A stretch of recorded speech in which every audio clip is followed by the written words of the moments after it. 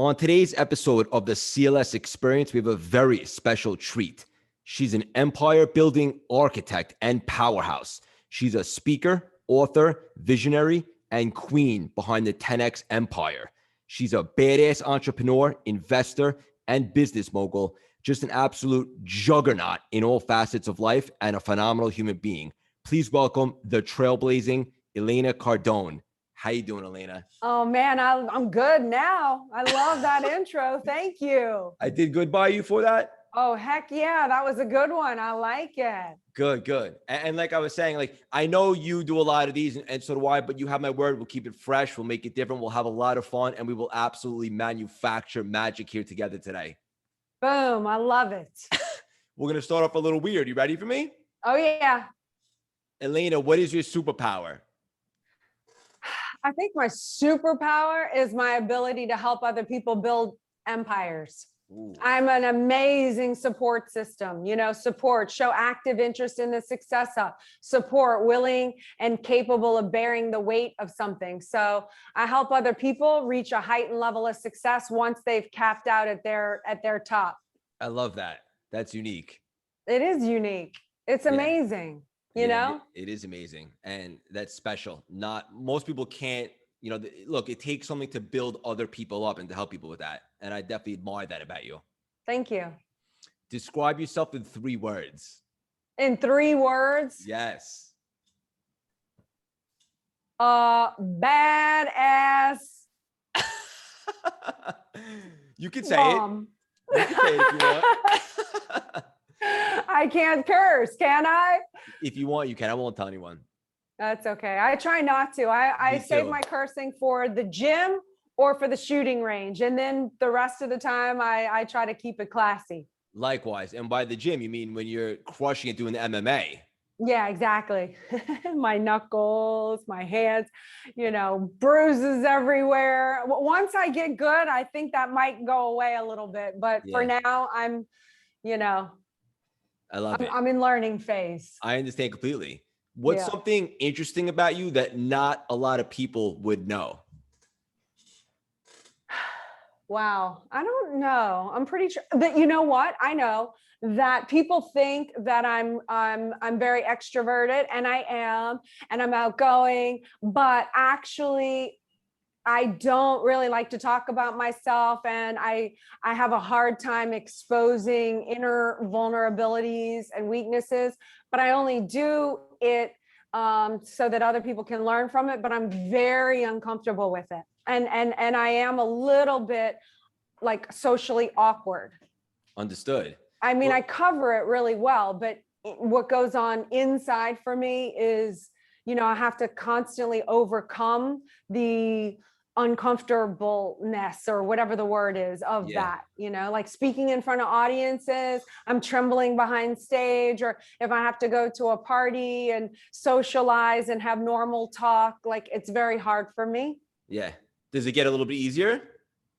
It gets easier because I know how to do it, but it still exists in me. I don't know what that is. If you want to call it I wouldn't say anxiety. That's not the right word because I don't have anxiety. It's just not a place where I'm totally comfortable. Like I'm really comfortable with my guys at the gym, or I'm really comfortable with my guys on the shooting range. And I'm really comfortable like when I worked on 60s hot rods, like, I don't know, I'm just comfortable usually around like guys in not high profile, like dress up situations. Like when I have to do girl, like I'm like, I don't do fancy girl well.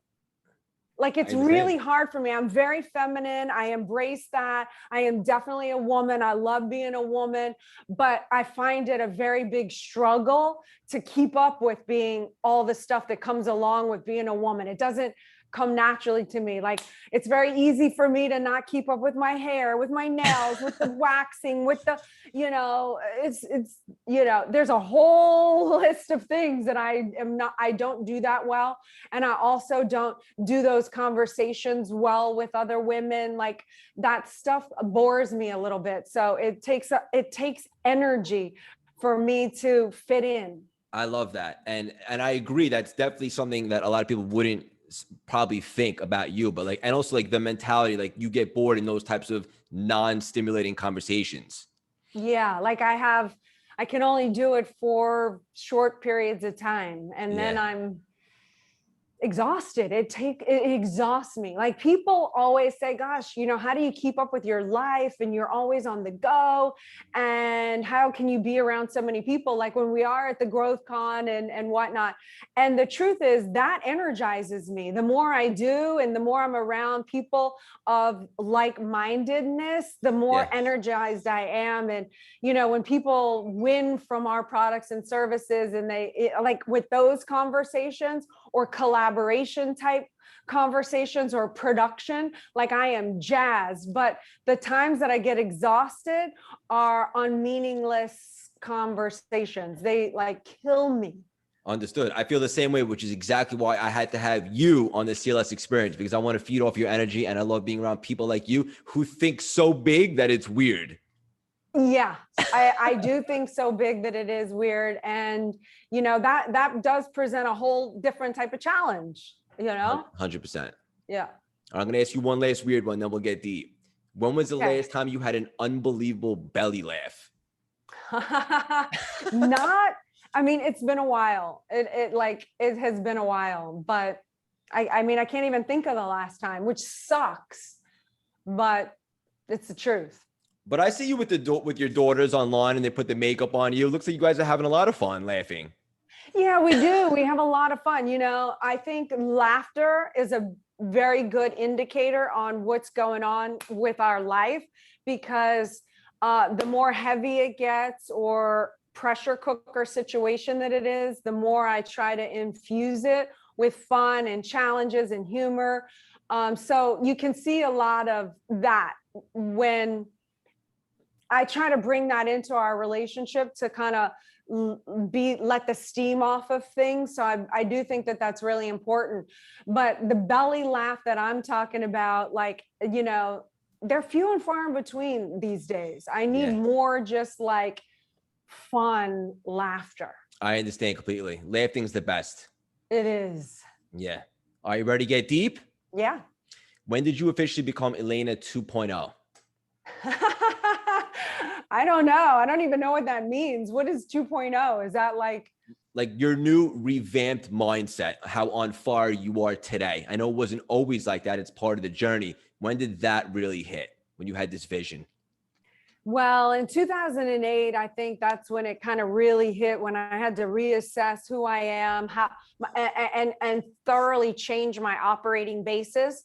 That was when I was pregnant with our first child. Grant and I were on the verge of losing everything. We were under a big lawsuit. I had to really look at who was I really being, what was I bringing to the table as far as a relationship. And then I also had to look at trading in an acting career, which I had at that time, in order to trade up to an empire with Grant Cardone, which meant I had to be able to trust a man. I had to be able to depend on a man, which was everything I was taught not to do, never to depend on a man, be independent, never let any woman around the world down by supporting a guy. Like I had to just like get right with everything. So I think I had a lot of growth at that point. So 2008 was one time.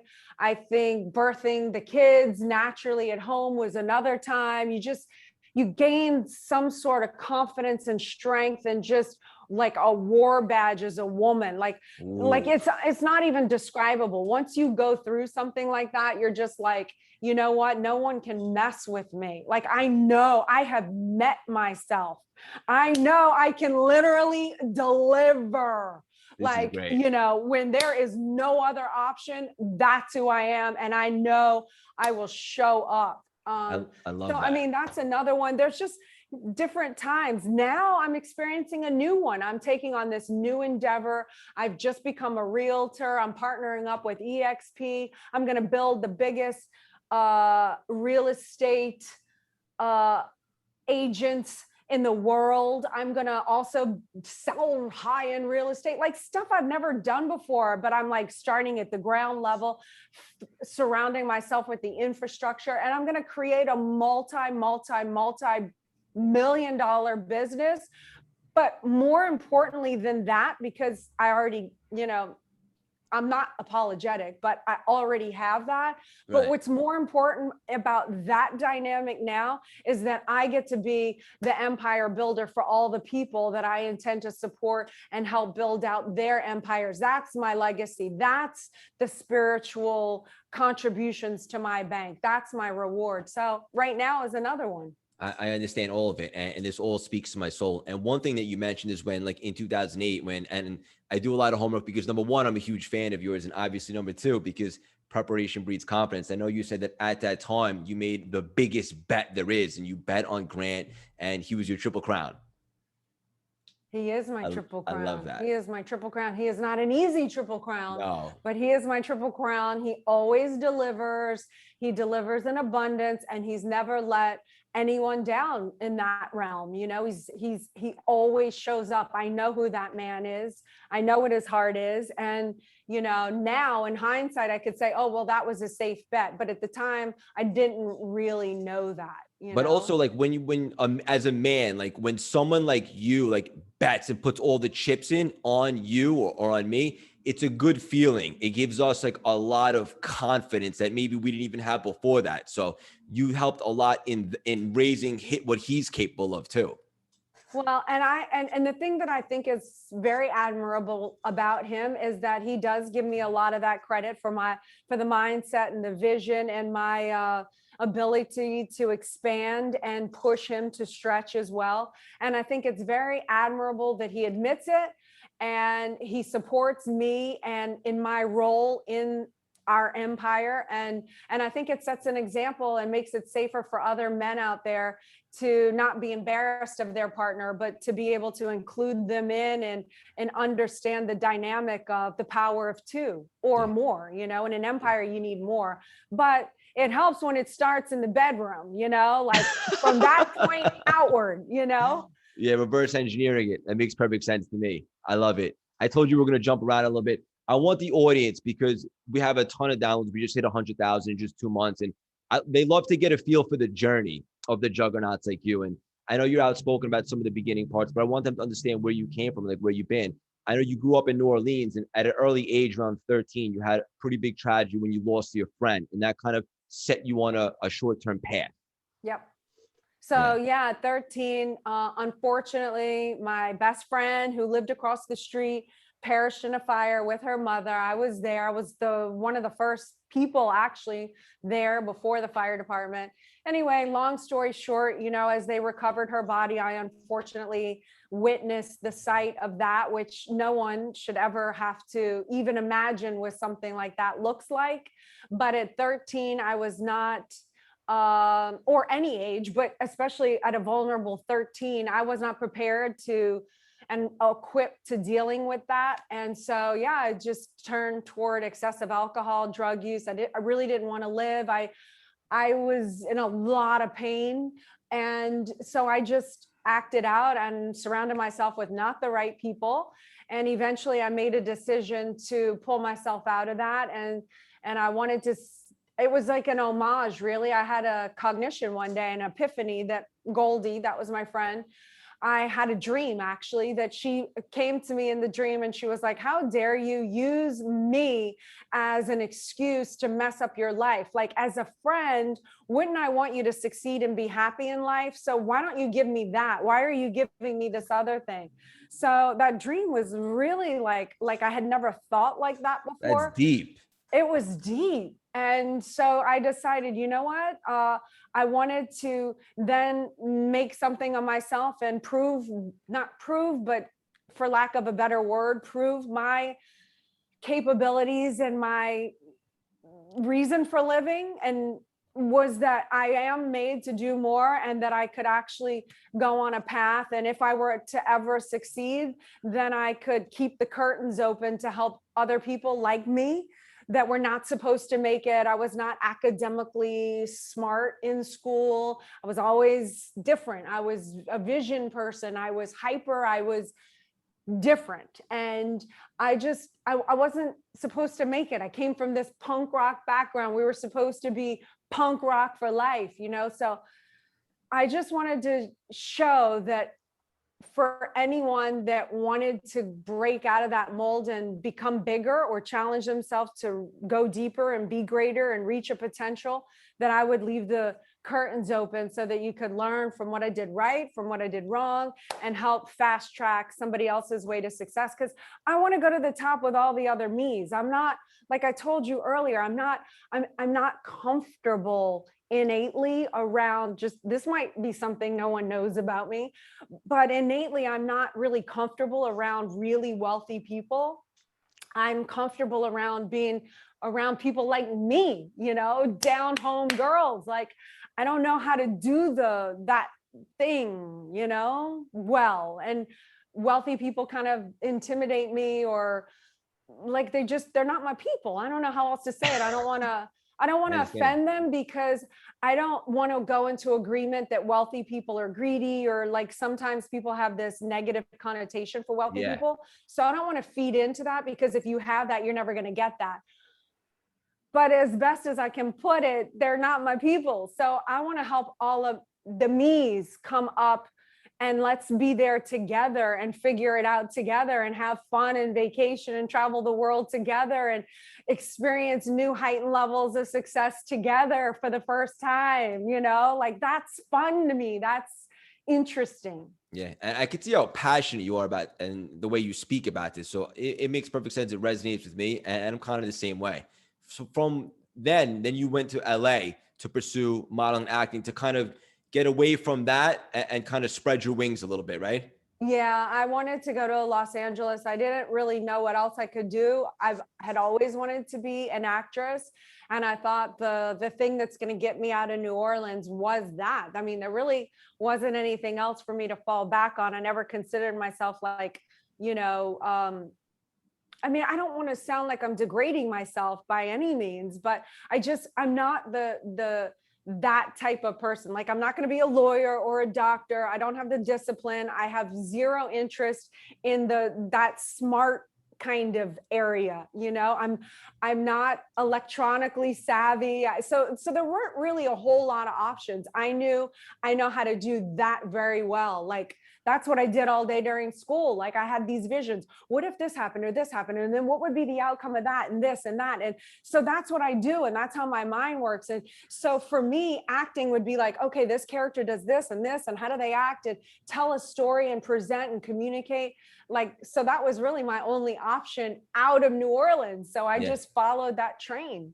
Well, that's you being resourceful, number one. So kudos to you. And I know that you said, like, once you got it there, you started to have success, but you can never quite get over the hump, like a little bit over making six figures until you completely altered your money mindset, right?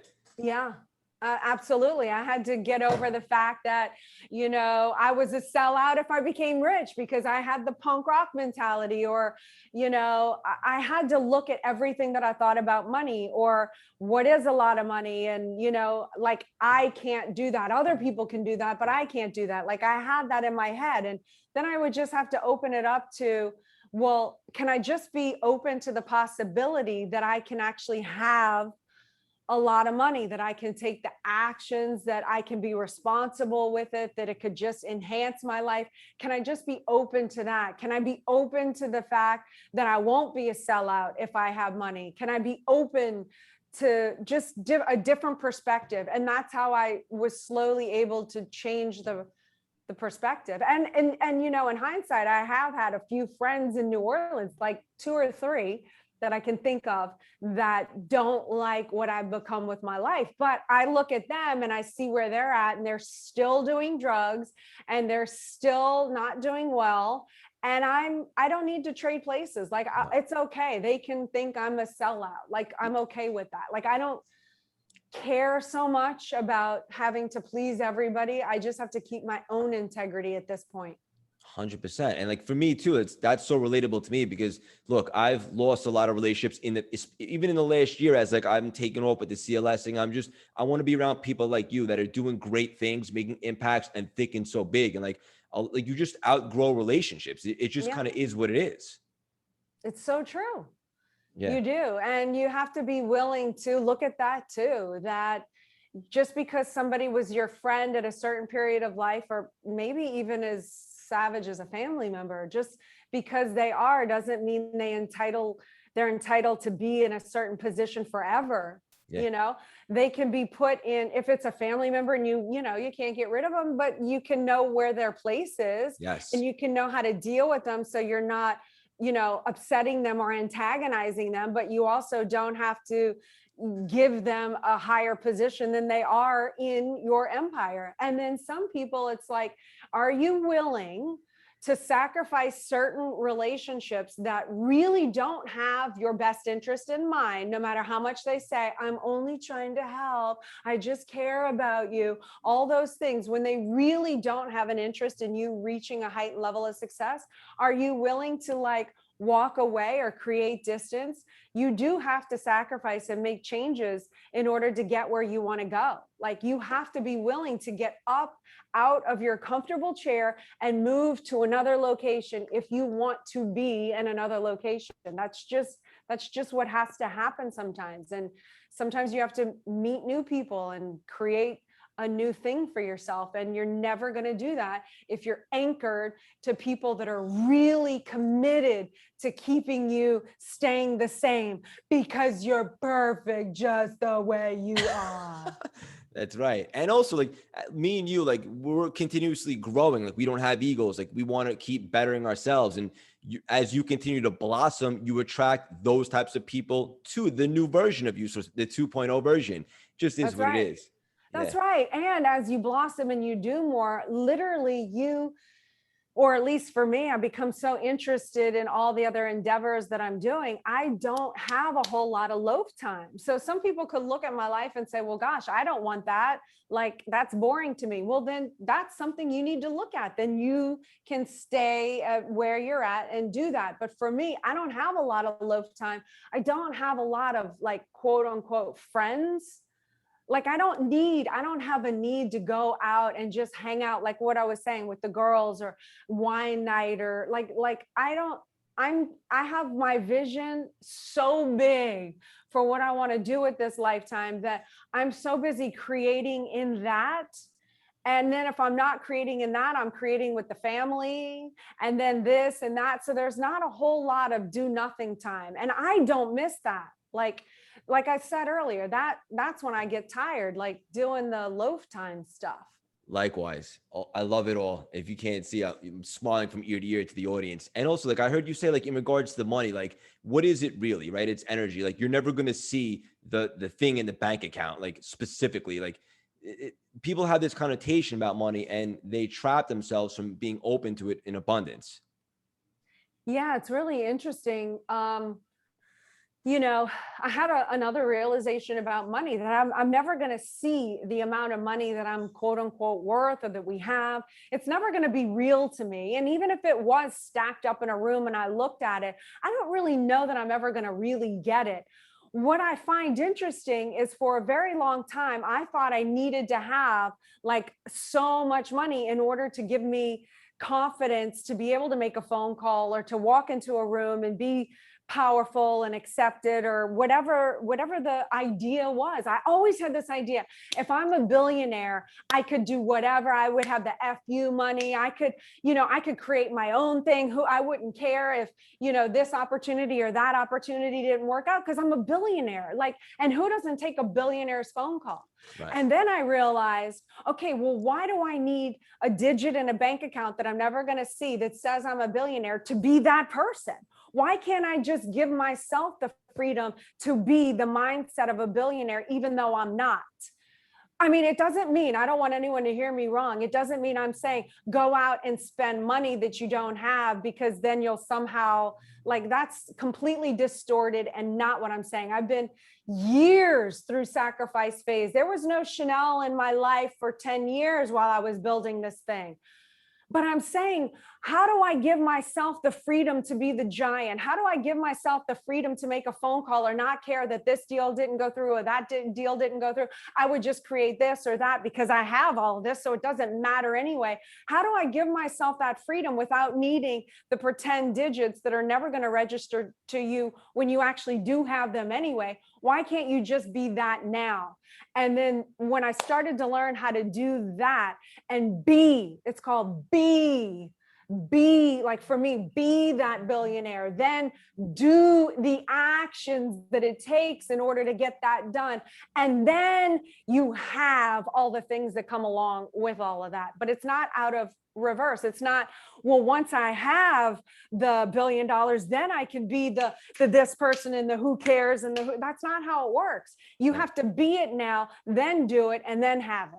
That's right. And a lot of it has to do with confidence. And like one thing that I always teach my clients is like the art of modeling, which is a mindset technique. Like you model attributes from the greats that have already done it. And it's not like I'm not Craig, you're not Elena. You're just borrowing some of the attributes to elevate your confidence that they've done. And then it becomes a part of you as you continue to have these types of results. So for the audience listening, like this is so valuable. You don't need to have all that status to start taking action. Take messy action, show up, and then the results will come from there. Yeah, and do things that challenge yourself. Like, this MMA thing, like I am like, not like, that is not my forte. Like in my head, I am 6'4", I'm, on special forces, but what comes out of this body is like totally not coordinated, geeky, like nothing matches up. But I do it because not only does it require me to discipline myself and to pursue something and to try to wrap my head around like the coordination thing. It challenges me. Like the real estate course I did from start to finish in 28 days. That gives me a sense of pride in myself and confidence. I put actions in the future and I make myself go through them. Like I'm going to deliver a mastermind and then do it. I'm going to deliver a speech and then I'm going to do it. I'm going to, create this event as a mother and then I'm going to do it. I constantly put things to make me go through experiences so that I can come out on the other side bigger, badder, and better. They don't just happen. It's like I create them. Yeah, you're very strategic. I love it. I know all about your royal court. I have to ask you, when you first met Grant, he was very persistent. You weren't so responsive at first. Is that accurate? Yeah, that's very accurate. I was an actress in LA, never wanted to be married, never thought I wanted to have kids, really. I hung around other actors, musicians, and then Grant comes along and he looks like a businessman and, he was very confident. I thought it was arrogant. And I just was not interested in some guy that thinks he could buy women and like, throw his money around like that was going to impress me. I moved to LA when I was 17. So by my late 20s, I was like, yeah, no, that ain't going to happen. But yep, he was persistent. 2 phone calls every month for 13 months. And finally I surrendered when he finally figured out that I like to shoot guns. Leaves a message saying he rented the gun range. And of course, me being like a bee to honey, very predictable, I called him back and I was like, okay, I'll meet you there. Like, I know I'm weak, but I am weak for what I'm weak for. Well, listen, you made him work for it for 13 months. Give yourself a little credit. Well, that's true. But, it took him a while to get clued in on what would get my attention. Yeah, understood. And I love when you talk about like the relationship specifically, like a lot of times like it's 50-50, but that's not really the case. Like you both go 100 miles an hour and then you get to the desired result, right? Yeah, we're not a 50-50 relationship. We're like, I show up 100%. He shows up 100% in his roles that we have very specifically mapped out based on strengths and weaknesses, not male, female, but based on strengths and weaknesses. I run all these departments.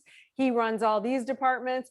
I'm going to execute on all my departments. And in my role, whether we're fighting or not, whether we love each other or not, whether we like each other or not, I'm showing up in this relationship at 100%.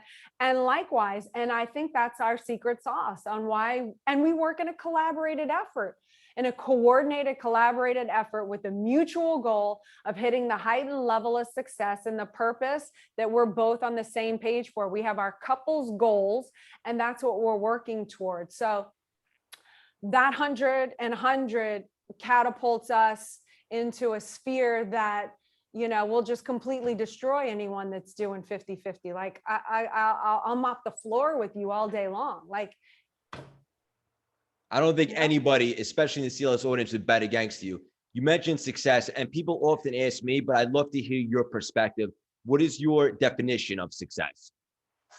My definition of success is overcoming the barriers and the challenges that life presents itself in order to accomplish those goals, whatever they may be, parenting, wife, business. And in doing that and overcoming those challenges and hitting your targets and your wins and your goals, that's what success is to me. When Love that. I have those wins in life, I am a success. Yes. And you mentioned earlier, like for 10 years, it was no Chanel and stuff like that. And also, like something I heard you say that really hit home to me is once you get, like, you go through the journey, the ups and the downs. And just to be clear, like, no one's journey goes up like this. It's more like this. When you Yeah. get to that finish line, like, you don't think of all like the falls and the blood, the sweat and tears. Like, you're acknowledging the victory once you're there. Yeah, that's true. But I do recognize it. You know, when I look at the plane for me, some people, like, we have a plane, we have 2 helicopters now. I'm very proud of those. Some haters can look at us and say, oh, they're showing off on social media. I think they're confused about money myself, but that's a different subject. For me, when I see that and I post that, what I see in my vision of that is all the successes, like you mentioned, Yeah. everything that we did right. But it's like the Super Bowl ring for me. Those are trophies that have manifested in the world that I need. You need trophies in life. You need wins, like, to show you that you are on the right path, that all of the mistakes that I have made and have learned from, or all of the things that I have avoided, the people, the situations, the opportunities that I knew were no good, but it took strength and discipline to walk away from because it was a bit of a dangling carrot. Yeah. All of that shows up in the plane and the helicopter. And that's what I see when I see those. I see, you know what, that feels good. That was an earned Super Bowl ring of life. And those are important. So I like to collect those. Yeah. And something that I need to do a better job of is celebrating some smaller victories and stuff like that, because I'm so motivated, especially now that like I pivoted and I found my absolute passion and purpose. Like every time I hit a milestone, like, I want to push it back. We'll celebrate once we get to this, but that's not good, because if you have an arrow and the target keeps moving backwards, like that's not positive either. You have to be able to celebrate the victories along the journey, right? We say make firm the wins and ignore the losses. I mean, I learned from the losses, but you do need to celebrate them. We do not do a good enough job like celebrating the wins. We do collect our trophies. We do a good job at that. But Yes. yes, you do have to celebrate your wins along the way, like it just like what you focus on brings more of that. So, but don't take it also like you celebrate to where you're taking off. It's just a half acknowledgement, like a continue, like a half acknowledgement is a It tells the other person, keep talking, like It's a half acknowledgement. It's not like I got that, which is a full acknowledgement.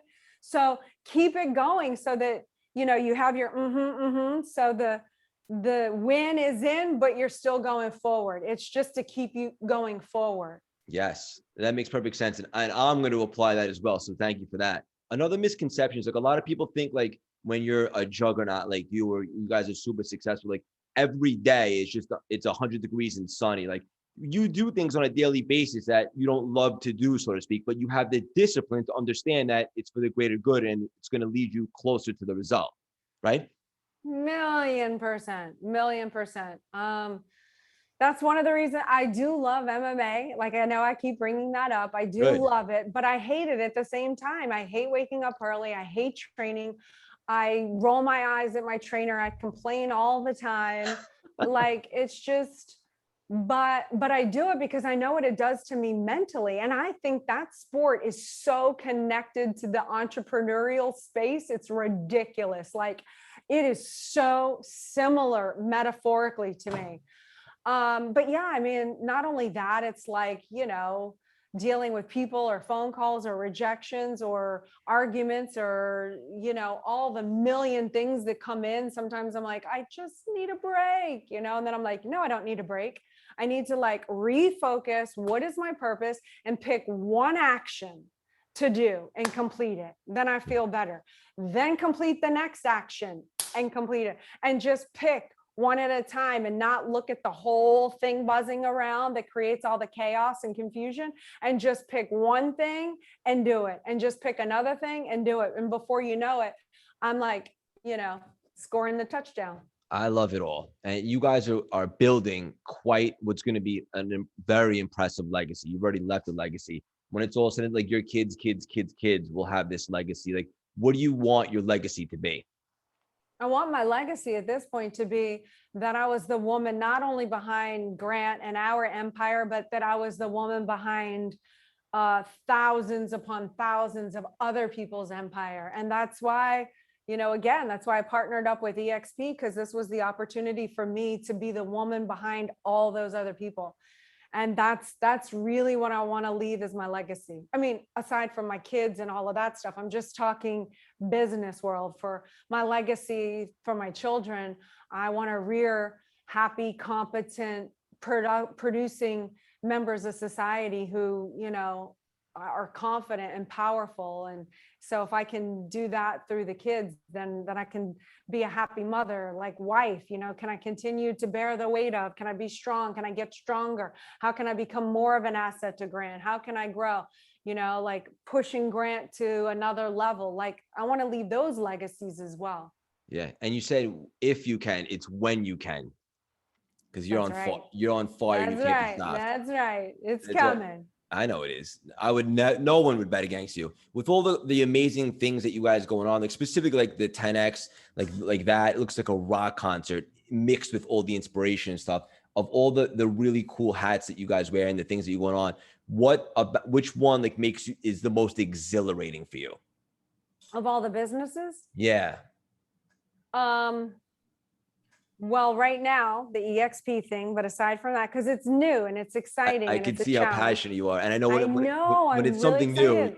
Like it's going to be incredibly huge. And so anyway, but aside from that, I really love Cardone Capital. Again, it's the same thing. People have an opportunity to invest in Cardone Capital, which they would never have access to the kind of deals that we do. Like it just would never happen. Like, let's be realistic. And they have an opportunity to own a piece of $150 million asset. It's just what we are doing for people with Cardone Capital, like is legacy making. That excites me the most. Then after that, it's Cardone Ventures, because I want to, again, like I want to collaborate. Cardone Ventures, we partner up with other businesses, we scale them and, send them on their way. And so that excites me. Cardone Enterprises, with all the learning tools that Grant has that can be shared with the world. It's Financial Literacy Month. So, ending financial literacy would be like an incredible legacy. And I believe we have the tools to do so. So it's hard to say which one. Like it's like picking one of your babies to like more, because I believe and I'm a fan and I love them all. Like I love the 10X events. I have this new thing, Operation 10X Badass, that I'm doing. Like that excites me. I just really have a lot to be excited about right now. And that's the best. That's when you're the most alive and most aligned, and it's written all over your face. Something that I have to ask you for the audience, because they'll get so much value out of this. And people always thought like I think so big that it's weird, like it makes people uncomfortable. But to be honest with you, I take pride in that. You think bigger than anyone I've ever seen. Is that something that you have to be born with, or can you develop that? I think you 1,000,000% can develop it. I think what you would have to do first is just look at and write down on a piece of paper your mindset and the way that you already think. Like, what are your limitations? You have to know what you're thinking and how you're thinking. You have to get to know and understand yourself so that you can be real with yourself. And so once I would write down all of those considerations that I have about myself or others or working with people, or all these things that block you and get in the way, or your considerations about money. And then I would write down on the other piece of paper, what possibility can you be open to? Can you be open to the possibility of X, Y, Z? And then just be open to it. You don't have to like believe it, because a lot of times I didn't even believe it. I was just open to the possibility that I could be a billionaire. I was just open to like I had this thing, never to depend on a man, and they always held me back in life. And I was living with that. And I really made myself right about that up until Grant, with every guy, that I attempted to be in a long-term relationship with. They held me back, and they were everything I said they were cheaters, they were, but I realized I pulled that in because that was what I wanted to see, to make myself right about that viewpoint. So then I became open to the viewpoint that yes, there must be a guy out of 7 billion people on the planet that could elevate me to a heightened level of success. There must be a guy out there that could help me reach, my dreams and potential. And I didn't believe it, but I was just open to it. You got to And put yourself that's in when that Grant kind of frequency. came into my life right away. So that's what I would say. Look at what you believe, because chances are you're very right about that. And you'll have a long list of examples of how you were right about that. And then, hey, if you want to change that trajectory, how can you just be open to another possibility? That's all I ask, is that you be open to it. I'm not even asking that you believe it. Just be open in terms of the Just frequency. open to a different possibility. I love that. And something that I've learned recently, and it's so true, you don't have to see it exactly, but be abundant to it, as opposed to, have the shackles on. I have to ask you this. Like, people always ask me who I sharpen the axe to, who are some of my inspirations. I like to use the world as my playground, get different source of inspiration from different places, whether it's a book, people like you, a movie, a song, anything. And I love to journal. Who are some people that you have sharpened the axe over the years? Who are some people that inspire you? Oh, so many people. My mother, my father, Grant, different actors, Audrey Hepburn. I mean, there's so many. L. Ron Hubbard's a big one. I've read a lot of his books. He's an amazing person to understand the mind. But I've read, Think and Grow Rich. I've read different books, lists, like over the years. I'm really like a sponge in life. Like that's Same. one of the things I do, like with the vision kind of things. I'm always studying people. So whether I know your name or not, if I've come into contact with you, I've studied you. I've studied your mannerisms. I've studied who does what are their statistics? What does their car look like? How do they keep their things? Who's around them? What is the condition of the things around them?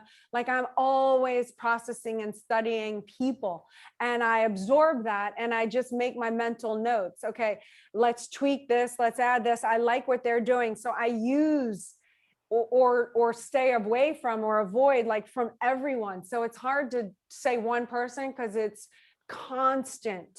It's anyone. It could be someone I'm studying at a supermarket. But also, like you said earlier, like, you have to be in that frequency where you allow yourself to receive a message from anywhere or anything. Yeah, exactly. Like I never want to be in the place where I think I know best, because that shuts off learning. That's the number one barrier to learning, is if you think you already know everything. Stunts your Because then you growth. can't be open to anything or any other possibility or any other way.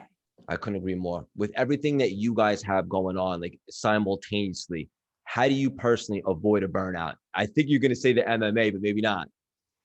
No, I'm not going to say that. I'm going to say I avoid a burnout by staying connected to my purpose, and by giving myself goals and challenges and targets that I want to hit, and surrounding myself with like-minded crazy people like myself that have the audacity to think that maybe there's just maybe a possibility of actually succeeding. So, no matter how much work I do, when I'm connected to my purpose and I set up little sub targets that I can achieve along the way, because the big picture is going to take my entire life to achieve. So setting up small little targets, and no matter how hard I work, there is no such thing as a burnout for me, because I'm excited and passionate about doing it. And because I've hit the little sub targets along the way, I know that I can, and I'm not overwhelmed by it. Like I said earlier, the only time I experience burnout is when I'm off the course, when I've given myself too much loaf time, when I'm not on my purpose. I get really tired. I get exhausted. It's the And best then I answer I started ever wanting heard. to fight with my husband, because then the game became, I came off of the big game to conquer the world. And when I'm not on that, I'm like, well, I can win at this little game, like, cause I'm witty and I'm, I mean, I can make somebody wrong. I mean, let's go. I can win at that game. But the second I engage in that game, that even exhausts me. It makes me miserable. And then I have to like go, no, that's not the game. The game isn't fighting my partner and my spouse. That's not the game. The Yeah. game is this, like, go conquer the world. There's enough enemies out there that we should be fortified to go out there and like conquer the world together, because that's what it's going to take. It's going to take a team member and many more beyond that to go achieve those big dreams. This is unbelievable, because I saw a quote recently and it said this, and it's exactly the answer that you just gave. And I agree 100%. People are often too tired, not because they're doing so much of what they love. It's because they're doing too much of what they don't love, or too little of what drives their soul and their passion. So it's like the people that, like in the pandemic, for example, like everyone that just went right to Netflix, it was like day drinking, like they did nothing. But like, look at you, like you made a decision, you got to work, you made things happen. There's always a move to be made, and that's what fuels people's passion and fire. Totally agree. Yeah, during COVID, I was like, fell into a slump myself, and I just said, you know what, I'm going to come out of this thing and I'm going to make everything that we've ever done look like child's play up until this point. And so I was like very determined. There were a lot of haters at that point. And you know what? I don't, more than me winning, I don't want them to win. Do you know what I mean? Like if I stop or fail, they get to win. So I just made that my decision. Like I flourish and prosper no matter what. And then the more I focus on that game, the more I really don't care about their miserable demise. It's just, I want to just not let them win by seeing me fail. Yeah. So the answer is flourish and prosper and bring as many people along with me as I can. That's it. Kills them. It kills them. 100%. Like the best.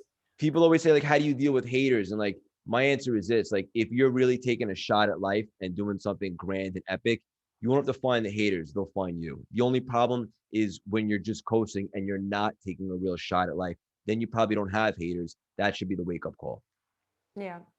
The haters are there just to distract you from your big picture and your big goal. Be disciplined enough to not fall victim of it. And, enemies, which are completely different than haters, but real enemies that threaten the viability of the organization or your family, they need to be dealt with, but they're the only ones, and they're very few and far in between, but those people, have at it, chop their head off and parade it around for everyone, put it on a spike and parade it around the town so everybody knows what you do with those type of people. But it's very rare that you have to do that. Everybody else goes in hater category, which you just have to know they are there to distract you. And if you come off a purpose to go deal with them, they're winning, because you're not winning. They are, by getting you off, derailed. That's it. 100%. Laser focus, and then just let them do what they're going to do. We'll end it with this. And I'm so impressed by you. Like, your energy is obvious, but just your mindset, it's awesome. It's unbelievable. What do you think the most important character trait for anyone coming up is, that's going through adversity, to be able to push through that and never lose sight of the vision, like you guys are building your empire? Yeah, it's making a commitment and finding out what it is that you want.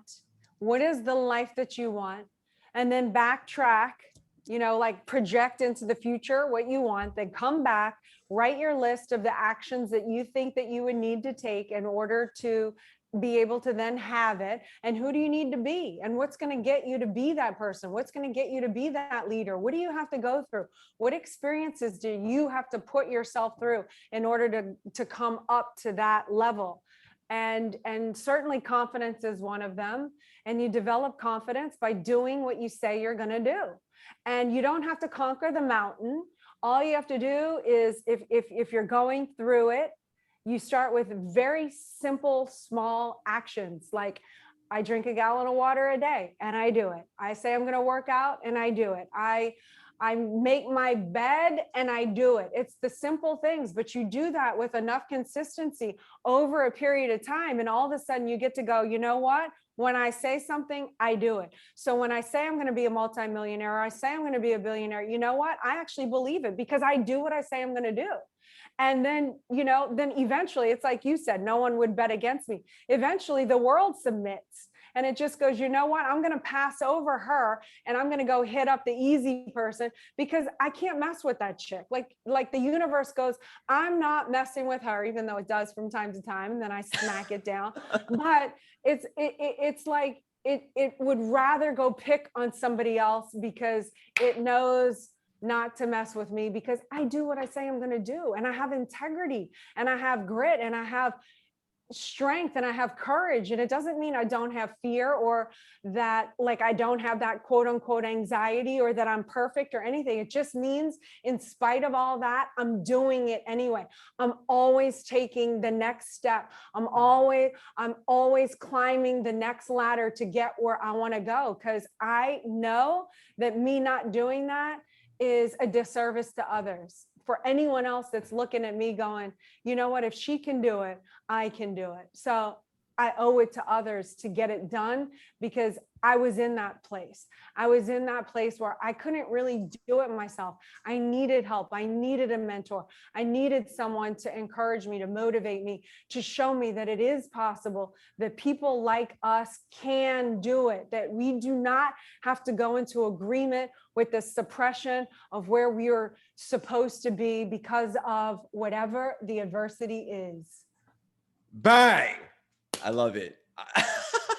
I could talk to you all day. I know the audience, in case they didn't know you, if they're living on the rock, is going to be obsessed with you and fall in love with you in 2 seconds. Where can they keep up with you? Where do you hang out the most? Where can they find you? Everywhere. Elena Cardone. I'm at Elena Cardone on all socials. You can get the book, ElenaCardone.com/empire. And you can get my book for free. You pay shipping, I give you the book. But anywhere, ElenaCardone.com, anything, just Elena Cardone, that's where I am. And I respond very well on my socials. You hear that, audience? She's not shy. Hit her up on Instagram, send her a DM. She's very friendly. Say hello. Yeah, I want to help. I want to help you build your empire. It's my superpower. You dig? I love You it. dig? I just want to say, Elena, you don't shy away from your challenges as they've shaped you. It's something I find very relatable and liberating. I want you to know that you are the definition of resilience, courage, and determination from overcoming numerous obstacles, chasing your passions in LA, and finding your soulmate in Grant, and building an absolute empire for the ages. You're a beacon of hope and inspiration on what is possible, and you're changing the narrative for young girls anywhere looking to succeed and look at the world without limitations. I could personally guarantee your best is yet to come. You're someone I admire, I appreciate, I respect very much. I can't wait to continue to watch you fly. And you have my word, this will not be the last time that you and I collaborate. Oh, that is a 1,000,000% deal. Thank you so much, Craig, for having me on your show and for that incredible acknowledgement. Thank you. Those are my spiritual rewards. Thank you. So much love. You keep doing your thing. Thank you, Elena. I will. You too. Thank you.